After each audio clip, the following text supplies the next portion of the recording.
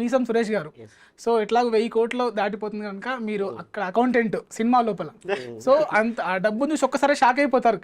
So మీరు మీ real life లో అట్లా షాక్ అయినవి ఉన్నాయా ఏమైనా సందర్భాలు? షాక్ అయిందంటే ఈ రోజు షాక్ అయ్యా. ఇందాక చూశాను అనమాట ట్విట్టర్లో 1000 కోట్లు దాటేసింది.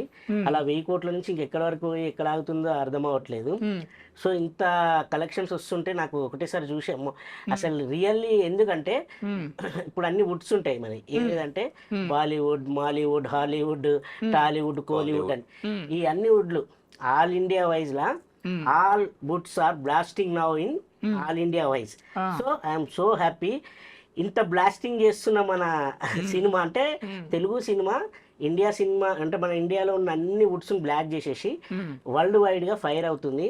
ఇవన్నీ చూసి షాక్ అయిపోయాయి. అంటే అసలు ఫస్ట్ ఎక్స్పెక్ట్ చేయలే, వస్తుంది సినిమా, మంచి సినిమా, మంచిగా ఉంటుంది, ఓ పెద్ద హిట్ అవుతుంది అనుకున్నాను. కానీ ఇంత బ్లాస్ట్ ఏది ఇప్పుడు మనం వైల్డ్ ఫైర్ అనుకున్నాం కదా, వరల్డ్ వైల్డ్ ఫైర్ అయిపోయింది.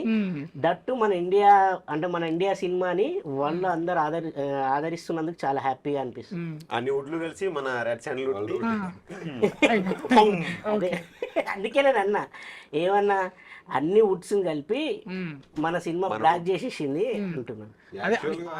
జీవితంలో ఏమో కానీ ఆ రోజు షూట్ లో మాత్రం బాగా అమౌంట్ ఒకేసారి చూసి మెయిన్ గా శాండిల్వుడ్ జరిగింది, లోపల కూడా శాండిల్వుడ్ కదా. బ్లాక్ చేసేసాయి.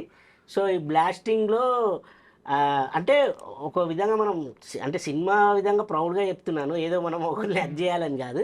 ఇన్ని కలెక్షన్స్ వస్తున్నాయి కదా, ఇన్ని కలెక్షన్స్ వస్తుంటే మన తెలుగు వాళ్ళందరూ హ్యాపీగా, మన తెలుగు వాళ్ళే కాదు ఇండియా వైజ్గా ప్రతి ఒక్కళ్ళు హ్యాపీగా ఉన్నారు. నార్త్లో అయితే ఏంటి, మన ఇక్కడ సౌత్లో అయితే ఏంటి, ముఖ్యంగా నార్త్లో చెప్పుకుంటే